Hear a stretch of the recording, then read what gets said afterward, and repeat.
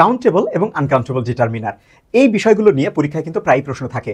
কিছু ডিটারমিনার আছে যারা কাউন্টেবল নাউনের সাথে বসে, আর কিছু ডিটারমিনার আছে যারা আনকাউন্টেবল নাউনের সাথে বসে।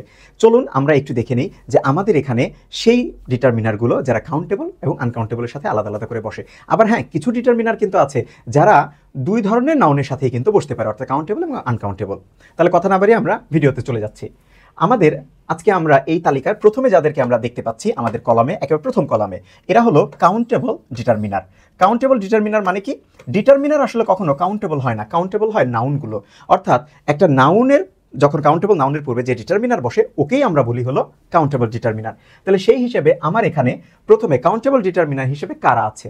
আমার এখানে আছে few, a few, the few, only a few, fewer, fewest, many, too many, a number of, several. এইভাবে যদি আপনি মুখস্থ করেন তাহলে কি হবে জানেন? আপনার এটা মনে থাকবে না। এই জন্য আমি আপনাকে একটা টিপস বলি যে আপনি কিভাবে এটা মনে রাখতে পারবেন।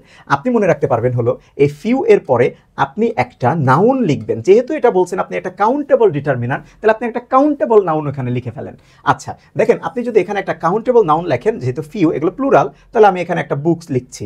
এবার আপনি পড়ে দেখেন কত সুন্দর করে পড়া যায়। Few books, a few books, the few books, only a few books, fewer books, fewest books, many books, too many books, a number of books, several books। এইভাবে যদি আপনি পড়েন দেখবেন আপনার জিনিসটা কি থাকবে, মনে থাকবে। এবার আমরা একটু অর্থগুলো দেখি। ফিউ মানে একেবারেই অল্প, এটা নেগেটিভ অর্থ দেয় সাধারণত, নাই বললেই চলে। এ ফিউ মানে অল্প, তবে অ্যাফার্মেটিভ অর্থ দেয়। দ্য ফিউ মানে অল্প কিন্তু সবাই, নির্দিষ্ট করে বোঝায়। অনলি আ ফিউ মানে একটু জোর দিয়ে বলা, অনলি আ ফিউ একটু জোর দিয়ে বলে। ফিউয়ার, ফিউয়ারটা হলো ফিউ এর D2 মানে কি? পজিটিভ ডিগ্রি, ডিগ্রি 2 বলি না আমরা, পজিটিভ কম্পারেটিভ ডিগ্রি ফিউয়ার। ফিউয়েস্ট কি? এটাকে বলে D3, তার মানে হলো সুপারলেটিভ ডিগ্রি, ফিউয়ের সুপারলেটিভ ডিগ্রি। তাহলে আমি বলতে পারি এভাবে যে ফিউ হলো ডিগ্রি 1, ফিউ, ফিউয়ার, ফিউয়েস্ট, তিনটা, পজিটিভ, কম্পারেটিভ, সুপারলেটিভ। এরপরে মেনি মানে তো অনেক আমরা জানি, টু মেনি মানে একটু অতিরিক্ত বোঝায়, একটু বেশি পরিমাণে বোঝায়। এর নাম্বার অফ মানে হলো একটা নির্দিষ্ট সংখ্যা পরিমাণ, এর নাম্বার অফ বুকস। সেভারাল মানে হলো কতিপয়, এটা ফিউয়ের চাইতে বেশি হতে হবে, কতিপয়, এটা ফিউয়ের চাইতে একটু বেশি, তবে সামের মতো অনেক না, মানে সামের চাইতে একটু কম। কতিপয় আমরা বলি না, কতিপয় লোক এসেছে, কয়েকজন লোক এসেছে, এইটা বোঝানোর জন্য সেভারাল ব্যবহার করা হয়। তাহলে আনকাউন্টেবল ডিটারমিনার কারা? দেখেন, আনকাউন্টেবল ডিটারমিনার হলো আমার এখানে প্রথমে আছে লিটল। আপনি ফিউয়ের সাথে তুলনা করে পড়েন লিটল, অর্থাৎ আপনি ফিউ বসে কাউন্টেবলে, তাহলে ওই রকম অর্থ দেয় লিটল, লিটল বসে আনকাউন্টেবল। আপনি এখানে একটা আনকাউন্টেবল নাউন ধরে নেন, ওয়াটার, আমি ধরে নিচ্ছি ওয়াটার। এবার আপনি মিলায় পড়েন, little water, a little water, the little water, only a little water, less water, least water, much water, too much water, an amount of water, a great deal of water.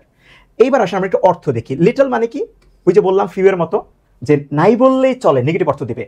আচ্ছা, এরপর a little অল্প পরিমাণ, এরপর the little অল্প পরিমাণ তবে সবটুকু, এরপর অনলি আ লিটল একটু জোর দিয়ে বলা, শুধু এইটুকুই, শুধু এই অল্পটুকুই আছে, এরকম বলি না আমরা, সেটা হলো অনলি আ লিটল। লেস কি? লিটলকে যদি আমি ডিগ্রি 1 ধরি তাহলে লেস হলো আমার ডিগ্রি 2, তার মানে কম্পারেটিভ ডিগ্রি। লিস্ট কি? এটা ডিগ্রি 3, তার মানে হলো এটা সুপারলেটিভ ডিগ্রি। এরপরে মাছ মানে কি? মেনিয়ের বিপরীত, মেনিয়ের বিপরীত মাছ, মাছ মানে কি? একটু বেশি পরিমাণ। টু মাছ মানে কি? একটু বেশি পরিমাণ, এরকম বোঝায়। আচ্ছা, অ্যান অ্যামাউন্ট অফ মানে নির্দিষ্ট একটা পরিমাণ, আর এ গ্রেট ডিল অফ অনেক পরিমাণ, অনেক পরিমাণ বলে অনেক ধুলা জমে আছে, ডাস্ট, এটা তো কাউন্ট করা যায় না, তাহলে কি? এ গ্রেট ডিল অফ বলতে হয় তার সাথে। তো এইভাবে যদি আমরা পড়ি আমার এটা মনে থাকবে। এইবার আসেন আমার থার্ড কলামে যাকে আমরা দেখতে পাচ্ছি, এরা কাউন্ট এবং নন কাউন্ট। নন কাউন্ট মানে কিন্তু আনকাউন্টেবল, আমেরিকান ইংলিশে নন কাউন্ট বলা হয়। তো কাউন্ট এবং নন কাউন্ট বা আনকাউন্টেবল ডিটারমিনার হিসেবে কোনগুলো ব্যবহার করা হয়? Some, all, any, more, plenty of, lots of, enough, most, a lot of, no, এগুলো ব্যবহার করা হয়। এটা যেহেতু কাউন্টেবল আনকাউন্টেবল সবার সাথে বসে, তাহলে আমি কি করব? আমি এখানে দুইটাই ধরবো, আমি এখানে বুকসও ধরবো, আবার আমি এখানে ওয়াটারও লিখবো।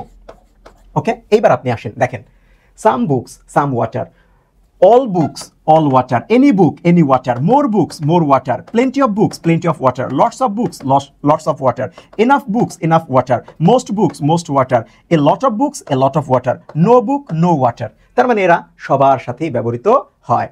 এই যে কাউন্টেবল এবং আনকাউন্টেবল সবার সাথে বসে এই ডিটারমিনারগুলোর প্রথম অক্ষর যদি আপনি নেন তাহলে মজার একটা জিনিস কিন্তু তৈরি হয়। দেখেন, আমি যদি সাম এর প্রথম অক্ষর নেই এস, অল এন থেকে আমি প্রথম অক্ষর এ, তারপরে মোর থেকে এম, পি থেকে প্লেন্টি অফ থেকে পি, লটস অফ থেকে এল, এনাফ থেকে ই, মোস্ট অফ থেকে এম, এ লট অফ থেকে এ, এবং তারপরে নো থেকে এন।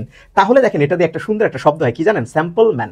সিম্পল না, স্যাম্পল ম্যান। তাহলে স্যাম্পল ম্যানের এসে কি? সাম, এতে কি? অল এনি, তারপরে হলো আপনার এম এ কি? এম এ হলো মোস্ট, পিতে কি? প্লেন্টি অফ, এলে কি? লটস অফ, ইতে এনাফ, এম এ মোর, এতে এ কি বলে এ lot of, R N no. তাহলে স্যাম্পল ম্যান থেকে কিন্তু আপনি এই কয়টা মনে রাখতে পারেন। হ্যাঁ, আপনি যদি চান তাহলে নিজে থেকে একটু বানান তো দেখি যে এইগুলো থেকে কিছু একটা বানানো যায় কিনা, প্রথম লেটার থেকে এইগুলো থেকে কিছু একটা বানানো যায় কিনা। নিজে যদি এরকম কিছু একটা বানাইতে পারেন দেখবেন এটা মনে থাকবে। অন্যকে দিয়ে শর্টকাট যদি আপনি নেন সেটা আপনার মনে নাও থাকতে পারে, এই জন্য নিজে থেকে একটু বানানোর চেষ্টা করেন। আর ভিডিওটা যদি আপনাদের ভালো লাগে তাহলে অবশ্যই কিন্তু লাইক, কমেন্ট এবং শেয়ার করবেন, এবং পরবর্তীতে কোন বিষয়ের উপর ভিডিও চান সেটা কিন্তু আমাদেরকে আপনি জানাতে পারেন। তাহলে সেই পর্যন্ত ভালো থাকবেন সবাই, আল্লাহ হাফেজ।